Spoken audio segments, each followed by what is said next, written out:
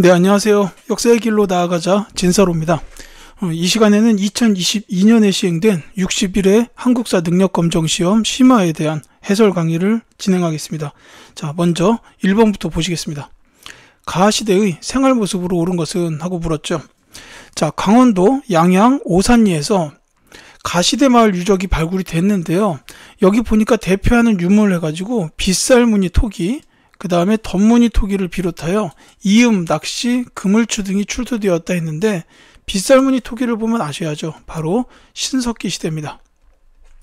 자, 신석기 시대의 생활 모습을 찾는 문제입니다. 이거는 보자마자 답이 바로 나올 수 있도록 준비가 되어 있어야 돼요. 신석기 시대에는 농경과 목축이 시작이 되었습니다. 그렇기 때문에 정답은 4번이에요. 자, 농경과 목축을 통하여 식량을 생산하였다라는 게 신석기 시대부터다. 이렇게 보시면 되겠습니다. 자, 동굴이나 막집에 거주하였다. 요거는 이제 구석기에 대한 설명이죠. 고인돌과 돌 널무덤을 축조한 시대는 청동기. 이게 이제 계급이 발생한 증거라고 볼 수 있죠. 자, 명도전을 이용하여 중국과 교역하였다. 자, 이 명도전은 중국의 화폐인데 이 화폐까지 등장하게 됐던 시기는 바로 철기입니다. 자, 그 다음에 비파형 동검과 거친 무늬 거울을 제작한 시대, 역시 청동기죠. 자, 1번은 어렵지 않습니다. 다음 갈게요. 자, 2번 가나라에 대한 설명으로 옳은 것은 하고 물었어요. 자, 5월과 10월에 제천 행사를 열었다라고 돼 있고, 그 다음에 신지, 읍차 등으로 불리는 지배자가 있었다. 그 다음에 목지국, 사로국, 구야국 등 여러 소국으로 이루어져 있다라고 했어요. 자, 신지, 읍차를 봐도 나와야 되고요. 좀 더 이제 공부 많이 한 학생들은 5월과 10월에 있었던 제천 행사를 보고도 나와야 돼요. 이 제천 행사는 계절제라고 부르고, 자, 이 나라는 바로 사만입니다. 한반도 남부 지역의 여러 군장 국가들을 가리킨다라고 보시면 되겠죠. 자, 사만에 대한 설명인데요. 자, 여기는 신지읍차라는 지배자가 있었고, 또 한 가지가 그 신성지역인 소도와 제사장인 천군이 있었다라는 거, 이것도 기억해 두셔야겠어요. 그래서 정답은 1번입니다. 자, 신성지역 소도 여기 나와 있고요. 그 다음에 또 하나 지금 말씀드린 게 천군이었어요. 제사장입니다. 천군이 있었다. 그러니까 이때는 이제 재정 분리가 있었던 사회다라고 보시면 되겠습니다. 자, 요거 사만에 대한 설명이었고요. 자, 연해 장수 진계의 공격을 받았다. 요건 이제 고조선에 대한 설명이고요. 혼인 풍습으로 민며느리 제도가 있었다. 요건 이제 옥저죠. 자, 여러 가들이 별도로 사출도를 주관하였다. 요건 이제 부여입니다. 왕이 있고 마가, 우가, 구가, 저가 이렇게 이제 여러 가가 있어서 각자의 영토, 사출도를 주관하였다라고 보시면 되겠습니다. 자, 특산물로 단궁, 과하마, 반어피가 유명하였다. 이건 이제 동해에 대한 설명이죠. 자, 이 여러 나라들 특징을 전부 기억해 두시고, 이제 뭐 별도로 말씀드리자면 제천 행사가 사만은 계절제인데 부여는 영고, 고구려는 동맹, 그 다음에 동해가 무천, 이렇게 제천 행사가 있었다라는 것도 같이 알아두시기 바랍니다. 자, 3번 갈게요. 다음 자료에 해당하는 국가에 대한 설명으로 옳은 것은 하고 물었습니다. 자, 벼슬이 16풍계인데 쭉 나와 있는데 다른 건 몰라도요. 좌평에 대해서는 기억하고 계셔야 돼요. 이제 5명으로 1품이다. 뭐 이렇게 나왔는데 이 좌평이 이 나라의 최고 관등에 해당하는 이름이죠. 자, 그 다음에 그 나라의 지방에는 5방이 있는데 뭐 중방은 고사성, 동방은 드한성, 쭉 보니까 북방은 웅진성이라 한다. 이렇게 나왔어요. 자, 이 웅진이라는 단어도 많이 봤죠. 자, 이 나라는 바로 백제입니다. 자, 그 6좌평의 관제가 있었다라는 거죠. 그리고 이제 웅진은 백제의 수도기도 했잖아요. 이런 걸 보고서 백제라는 사실을 알 수 있었으면 좋겠어요. 자, 정답을 먼저 찾을게요. 백제 왕족은 부여시였고, 그 다음에 이제 주요 성 8성의 귀족이 지배층을 이루었다라는 요 5번이 정답이 되겠습니다. 자, 골품에 따라서 관등 승진에 제한을 두었다. 쉽죠? 신라입니다. 제가 회의에서 국가의 중대사를 결정하였다. 요거는 이제 고구려. 자, 그 다음에 지방 장관으로 욕살, 철여, 근지 등이 있었다. 요것도 고구려예요. 자, 위화부, 영객부 등의 중앙관서를 설치하였다. 어려울 수 있는데요. 요건 이제 통일신라 시대의 관제입니다. 자, 왕족인 부여씨랑 팔성 귀족이 백제에 대한 설명이다 이렇게 보시면 되겠어요. 자, 4번 갈게요. 다음 검색창에 들어갈 왕에 대한 설명으로 옳은 것은 해가지고 보니까 고구려라고 나와 있어요. 그러니까 고구려 왕을 찾으면 되겠죠. 자, 원년에 백제의 관미성을 빼앗았어요. 그 다음에 신라에 침입한 외를 격퇴했다가 10년 때, 그리고 후연을 공격했고, 그 다음에 왕자 거련을 태자로 삼았다. 이렇게 나와 있는데, 제가 지금 밑줄 그은 요 10년에 있었던 일, 신라에 침입한 외를 격퇴하였다. 이게 가장 중요한 내용이라고 보입니다. 여기서. 자, 이 왕은 바로 광개토 대왕이죠. 자, 이 광개토 대왕이 신라에 침입한 외를 격퇴했고, 이때 신라의 임금은 뇌물 마립간이었습니다. 그래서 요걸 보고 광개토 대왕이라는 사실을 알 수가 있고요. 이분은 범상치 않네요. 즉위할 때 그 해에 이미 백제의 관미성을 빼앗았다라고 돼 있죠. 이제 이 광개토라는 뜻이 국토를 넓게 개척한다라는 이런 의미인데, 이제 즉위한 시기부터 바로 넓게 개척을 시작했다라고 나와 있죠. 특히나 이분 즉위하셨을 때 나이가 20살도 안 됐을 때입니다. 정말 대단하시죠. 자, 광개토 대왕에 대한 설명을 찾으라는 문제인데 선지 읽자마자 바로 답이 나옵니다. 영락이라는 연호를 사용하였다가 바로 광개토 대왕에 대한 설명이에요. 따라서 1번이 정답입니다. 자, 요게 광개토 대왕이고, 자, 태학을 설립하여 인재를 양성하였다. 자, 요 분은 고구려 최고의 개혁 군주이시죠. 고국 원왕이 전사한 이후에 즉위를 해서 흔들리던 고구려를 바로잡았던 개혁 군주, 바로 소수림 왕이죠. 자, 이분의 개혁으로는 율령, 불교, 태학 이렇게 세 가지가 있습니다. 그래서 이 태학 나왔기 때문에 소수림 왕 바로 나와야 되고요. 이 태학은 유학을 가르쳤던 대학교 교육기관이다라고 보시면 되겠어요. 이제 나중에는 지방에 경당이 또 생기게 되죠. 자, 낙랑군을 추출하여 영토를 확장한 왕, 미천왕입니다. 4세기 분이에요. 을파소를 등용하고 진대법을 시행하였다. 중요하죠. 고국 천왕입니다. 고국 원왕이 아니고 고국 천왕이에요. 자, 3세기 분입니다. 자, 당의 침입에 대비하여 천리장성을 축조하였다. 이건 좀 말씀을 드릴게요. 이건 이제 왕으로 따지자면 영유왕입니다. 영유왕. 자, 근데요, 이 영유왕보다 더 중요한 게 이 당의 침입에 대비한 천리장성 축조, 이거를 감독한 사람이 그 연개소문이에요. 이게 더 중요합니다.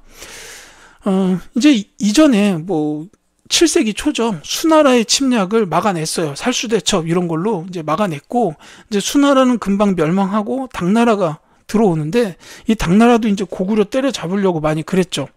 그러니까 이 움직임이 심상치 않고 막 당나라에 왔던 사신이 뭐 이렇게 고구려의 시설물을 부시고 간다든지 이런 일도 있었는데, 이런 일이 계속 이어지니까 이제 천리장성을 축조해서 전쟁에 대비를 했던 거예요. 그래서 이거를 이제 종합적으로 감독을 하셨던 분이 바로 이 연개소문인데, 이 연개소문이 천리장성 축조를 감독하면서 이제 주변에 신망을 얻어요. 그러면서 힘을 키워가지고 이제 결국은 이 영유왕을 시해하면서 본인이 이제 대망리지 가장 높은 직위에 오르게 됩니다. 이제 그러면서 권력의 중심에 서게 되죠. 그러니까는 이제 얼마 지나지 않아서 신라의 김춘추가 이제 같이 힘 합쳐서 백제를 치자, 뭐 이렇게 이제 얘기하러 연개소문을 만나기도 하고 이런 일로 이어지게 됩니다. 그러니까 이 연개소문이 천리장성을 축조한 후에 영유왕을 시해했고, 이제 정변이죠. 이게 정변을 일으켜가지고 영유왕을 시해합니다. 뭐 요거까지는 몰라도 되겠지만, 이 연개소문이 정변을 일으켰다라는 사실은 시험에 자주 출제가 되기 때문에 반드시 기억해 두시기 바랍니다. 자, 5번 갈게요. 가인물의 활동으로 옳은 것은? 하고 물었습니다. 자, 가의 생애와 활동을 주제로 한 전시실인데, 이분은 금강산매경론, 대승기신론소 등을 지어서 불교교리 연구에 힘썼고, 무예가를 짓고 정토신앙을 전파하여 불교 대중화에 앞장섰습니다. 라고 나왔어요. 자, 뭐 금강산매경론, 대승기신론소 이것뿐만이 아니라 특히 무예가, 불교 대중화를 위해서 굉장히 많이 노력하셨던 이제 통일신라 시대 초기의 승려분이죠. 바로 원효대사입니다. 자, 이 원효대사에 대한 설명을 찾아주면 되겠어요. 이분이 활동하셨던 게 어떤 게 있냐. 이게 조금 뭐 여담일 수도 있는데, 이 원효대사는 당대 그 의상대사하고도 굉장히 친했던 사이예요. 그래서 두 분이 같이 당나라로 불교 공부를 하러 유학을 가던 길에, 이제 뭐 야사로는 그렇게 전해지죠. 뭐 해골에 담겨 있던 썩은 물을 먹고서는 기분이 좋아서 잠들었는데 다음날 보니까 못먹을 물이더라. 이제 이걸 안 거죠. 해골물을. 그러니까는 모든 것은 내 마음에 있었던 거였구나 라고 깨달음을 얻고 유학을 가지 않았다라는 뭐 그런 얘기가 전해집니다. 뭐 사실인지는 모르겠지만, 자, 뭐 그런 식으로 해서 이분이 분명히 깨달음을 얻은 건 확실하고요. 그러면서 만들어냈던 사상이 뭐냐면, 모든 것은 마음에서부터 나온다라는 일심사상입니다. 그러니까 일심사상하고 또 하나는 이제 화쟁사상, 요게 있죠. 그 정답은 1번이에요. 그 다음에 또 한 가지를 말씀을 드리자면, 여기에 더불어서 아미타 신앙. 자, 이 아미타 요 불을 아미타 부처님과 관련된 신앙이라고 보시면 되겠습니다. 일심사상과 화쟁사상, 요게 이제 원효대사의 그 활동이라고 보시면 되겠어요.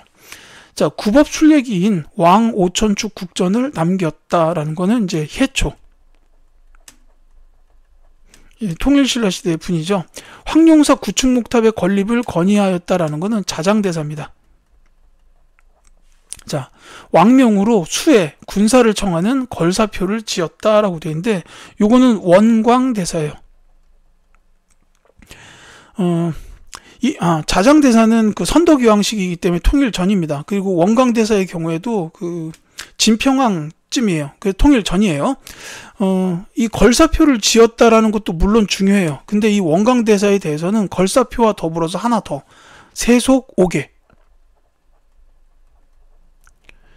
이게 이제 화랑들의 행동 규범이 됩니다. 그래서 이 화랑들의 활약으로 삼국 통일이 이루어지는데 그 사상적인 배경이 됐다 정도로 봐도 돼요. 이 세속 5개를 원광법사가 만드셨다라고 보시면 되겠습니다.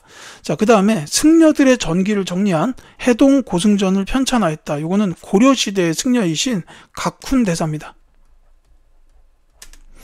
자, 이렇게 다 보시면 되겠어요. 자, 6번 가겠습니다. 다음 상황이 나타난 배경으로 옳은 것은? 하고 물었어요. 자, 여능 2년에 여경이 계로왕이래요. 처음으로 사신을 보내서 표를 올렸어요.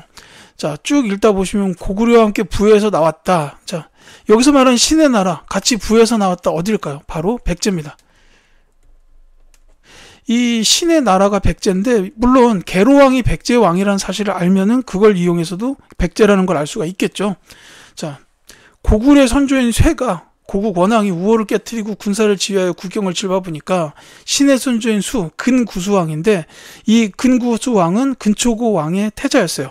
그러니까 태자 시절에 이제 쇠의 머리를 베어서 높이 매달았다 이거죠.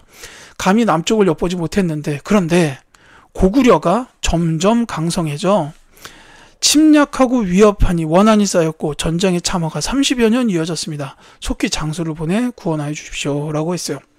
자, 이제 마지막 내용을 보다 보면은 지금 배경을 알아낼 수가 있어요. 고구려가 강성해져서 침략하고 위협한다라는 거잖아요. 이 상황이 나타난 배경을 묻는 거예요. 이제 장수를 보내서 구원해 달라라고 했는데, 그러니까 이거는 결국 고구려가 점점 강성해지게 된 배경, 뭐 이런 식으로 이해하시고 풀어도 되겠습니다. 사실 이 문제는 계로왕이 어느 시대의 왕인지를 알면 금방 풀려요. 왜냐하면 이 계로왕은 한성 백제 시대의 종말을 맞이했던 왕이에요. 그러니까 고구려의 장수왕이 쳐들어와가지고 수도 한성을 빼앗기는 시점에 있었던 그때의 왕입니다. 그래서 결국은 죽고 그의 아들이었던 문주왕이 급하게 웅진으로 천도하면서 왕위에 오르게 되었다. 이렇게 이해하시면 되겠는데, 그러니까 이때는 장수왕과 관련된 내용이 나오겠죠. 고구려가 강해졌다, 장수왕이다, 이렇게 본다면 정답은 바로 5번이다 라는 사실을 알 수가 있죠. 물론 다른 게 워낙 터무니없는 선지일 수도 있어요. 을지문덕이 살수에서 승리하였다는 한참 뒤에 7세기죠. 동성왕이 나제 동맹을 강화하였다라는 것은 이 배경이라기보다는 결과에 가깝습니다.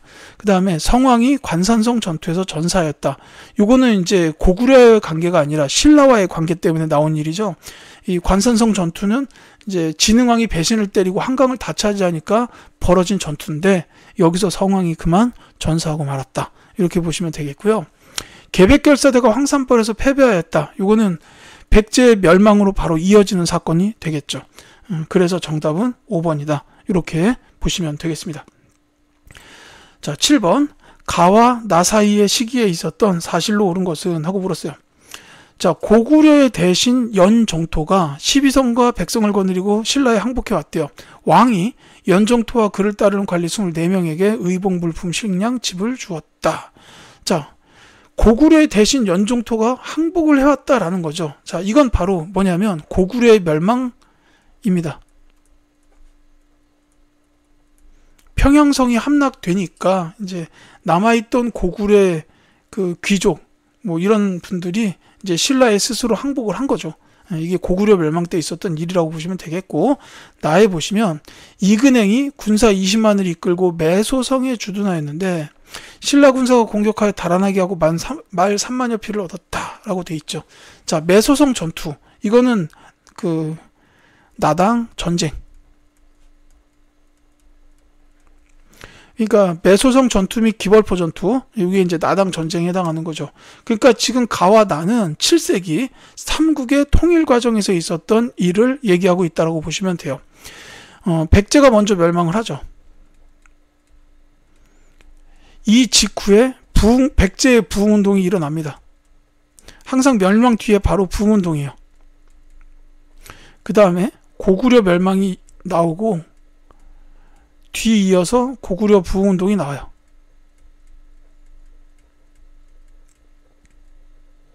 자, 그 다음에 나당 전쟁.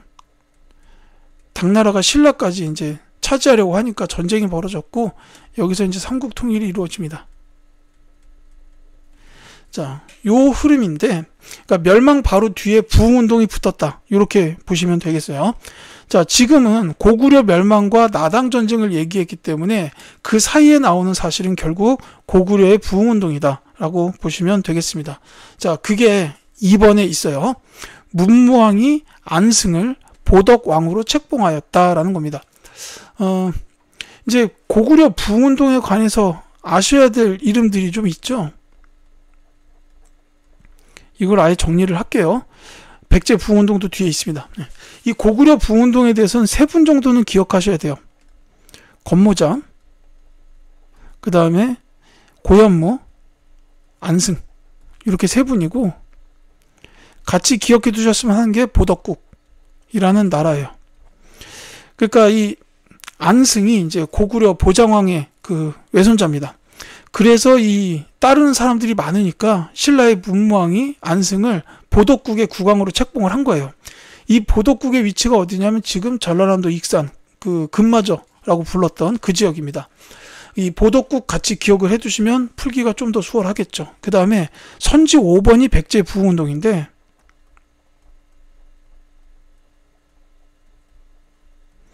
자, 요거는 이제 흑치상지, 도침, 복신, 이렇게 3분 기억해 주시면 되겠고, 이 관련된 걸로 또 한 가지를 백강전투. 자, 요 백강전투는 백제 부흥운동의 마지막이라고 보시면 돼요. 이 백강전투에서 그 백제 부흥운동을 했던 그 부대랑 일본이 연합을 했었는데, 그 부대가 나당 연합군에게 이제 패합니다. 그러면서 결국 백제 부흥운동은 좌절이 되죠. 요렇게 돼서 이 백강전투가 백제 부흥운동의 마지막이었다라고 이렇게 이해해 주셨으면 좋겠습니다. 자, 윤충이 대하성을 공격하여 함락하였다라는 거, 요건 이제 대하성 전투인데, 이거는 이제 지금 삼국통일 관련 흐름 이전이에요. 642년. 근데 이제 이때 그 대하성 성주 김품석과 그의 아내 고타소가 죽습니다. 근데 그 고타소가 그 당시에 그 재상이었던 김춘추의 그 딸이었어요. 그러니까 이 김춘추가 백제에 대해서 깊은 원한을 갖게 됐던 계기다. 물론 뭐 그 개인적인 것 때문에 백제를 멸망시킨 것만은 아니겠지만 어쨌든 흐름상으로는 그렇게 기억해 두시면 좋겠어요. 자, 그 뒤에 나오는 게 이거죠. 그러니까 김춘추가 백제 없애려고 영계소문한테 먼저 갔어요. 근데 영계소문이 거절. 그러니까 당한테 가가지고 군사동맹을 성사시켰다라는 거죠. 그러니까 대하성 전투 이후에 김춘추가 저 빌어먹을 백제 없애야겠다 이렇게 생각하고 군사동맹을 막 이제 요청을 해본 거예요. 근데 고구려에선 실패, 당나라에서 성공, 나당연합 결성 이렇게 된 거죠. 자, 연개소문이 정변을 일으켜 권력을 장악하였다라는 게 이제 요 시기보다 바로 직전에 있었던 일. 제가 안문제에서 천리장성 나왔을 때 잠시 말씀을 드렸죠. 자, 7번은 이와 같이 설명드리겠습니다. 8번 갈게요. 다음 가상대화 이후에 있었던 사실로 옳은 것은, 자, 며칠 전에 웅천주 도독 김원창이 난을 일으켜 나라 이름을 장안이라 하고 연호를 경운으로 정했다더군. 그의 아버지가 왕이 되지 못한 것에 불만을 품은 모양이야 라고 되어 있습니다. 자, 우리는 이거를 김원창이 난, 자, 신라 하대에 있었던 일이라고 이렇게 기억하고 있어야 됩니다. 자, 이 김원창의 난 이후에 있었던 사실로 옳은 것은 하고 물었는데, 이 신라 하대는 왕권이 추락하면서 혼란을 겪는 시기죠. 그러니까 진골 귀족들끼리 왕위 다툼이 치열해지면서 지방에 대한 통제력이 약화가 되다 보니까 지방에서는 독립 세력인 호족들이 성장을 하게 되었다라는 게 이제 이 신라 하대에 대한 흐름 정리입니다. 자, 요 이후에 있었던 사실인데, 이렇게 이제 살기 힘들어지고 막 이렇게 되는 게 이제 진골 귀족끼리 왕위 다툼을 하면서 이제 당시에 그 백성들을 굉장히 많이 이렇게 수탈을 했어요. 그러니까 못 살겠다 해가지고 봉기가 일어나게 됐다라는 게 그 이제 선지 4번에 있습니다. 원종과 애노가 사벌주에서 봉기하였다라는 이 원종과 애노의 봉기가 신라 완전히 말기 요때 있었던 일이다. 이렇게 보시면 되겠어요. 그래서 이제 정답은 4번이고요. 거칠부가 국사를 편찬하였다. 요거는 진흥왕 때입니다. 그러니까 뭐 신라 상대죠. 이사부가 우상국을 정복하였다. 요것도 상대였던 지증왕 시대입니다. 자, 관료전이 지급되고 노급이 폐지되었다. 아주 중요한 내용이죠. 신문왕이죠. 통일신라 시대 초기에 왕권 강화의 기틀을 닦았던 왕, 이렇게 기억해 두시면 되겠고요. 2차 돈의 순교를 계기로 불교가 공인되었다. 이거는 이제 법흥왕 때의 일입니다. 자, 참고로 여기서 김원창이 난을 일으켰다 그랬는데 그의 아버지가 왕이 되지 못한 것, 요 그의 아버지, 그러니까 김원창의 아버지가 김주원이에요. 원래는 이제 김주원이 왕이 되려고 했어요. 근데 그래서 왕에 즉위하려고 이제 집에서 궁궐로 가려고 집에서 나왔는데, 이제 그 집 근처에 있던 그 냇물이 불어나가지고 거길 건널 수가 없는 거예요. 그래서 이제 건너지 못하는 상황이 되니까 그 사실을 안 신하들이, 아, 김주원을 왕에 올리면 안 된다는 하늘의 계시로구나라고 생각하고 김경신을 왕위에다 올리게 됐습니다. 그러니까 이때 원래는 내정됐던 사람은 김주원이었지만 즉위하지 못하고 결국 그 김경신이 즉위를 하게 되는데, 그 김경신이 원성왕이에요. 독서 삼품과의 그 왕입니다. 그러니까 이 김원창이 거기에 불만을 품고 난을 일으켰다라고 이렇게 흐름이 되는 거죠. 자, 9번 가겠습니다. 밑줄 그은 왕의 정책으로 옳은 것은 하고 물었어요. 자, 저는 지금 신순겸 장군의 충정을 기리는 대구 표충단에 나와 있습니다. 그는 공산 전투 당시 위기에 빠진 왕을 구하기 위해 싸우다가 이곳에서 전사했다고 합니다. 자, 신순겸 장군의 충정을 기리는 대구 표충단, 이게 지금 이제 803 밑에 있어요. 저 가봤습니다. 예, 자랑이고요. 자, 공산전투라고 했는데 요거는 이제 후삼국 시대에 있었던 후백제와 고려 사이의 전투죠. 그걸 조금 정리하자면 보통은 공고신일, 이렇게 이제 정리를 해요.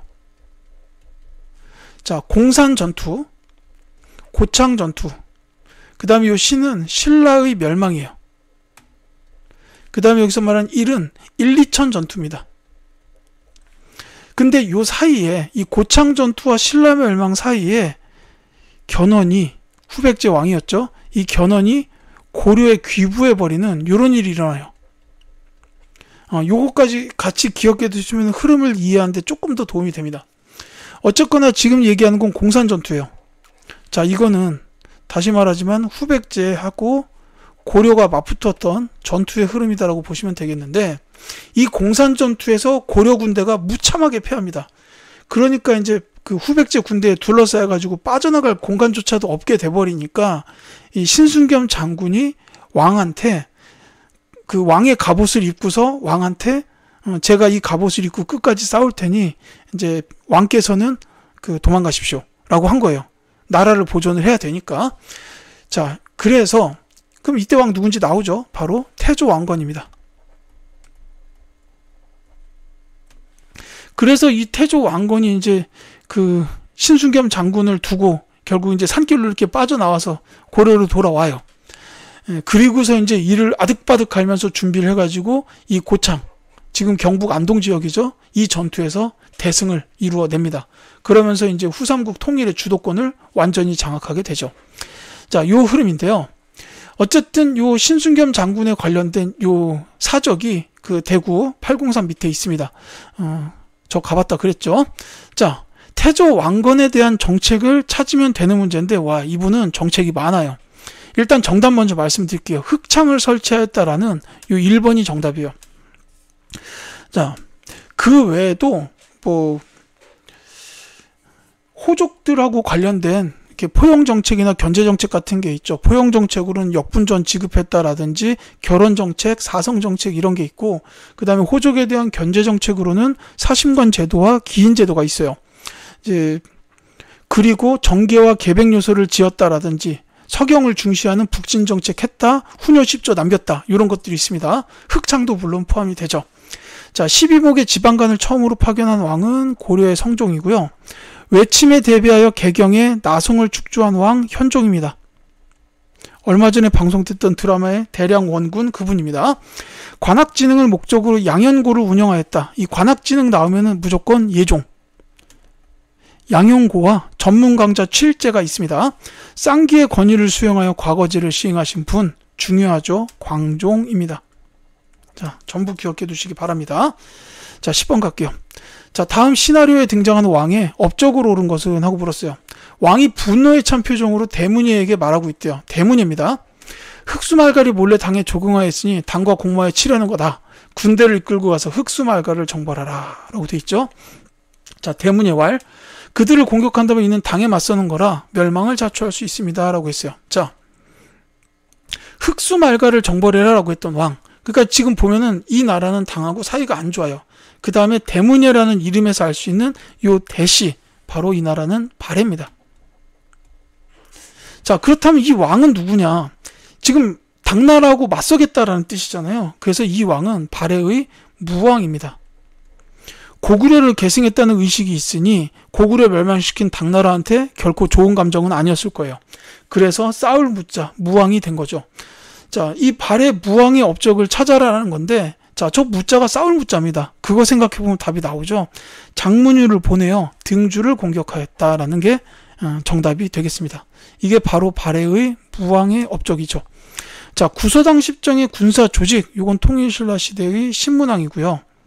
사비로 천도하고서 국호를 남부여로 고쳤다. 요거는 이제 백제의 성왕입니다.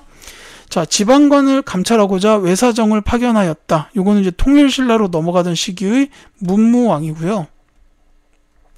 고구려 유민을 모아서 동문산에서 나라를 세웠다. 요건 이제 발해의 태조죠. 고왕이죠. 대조영.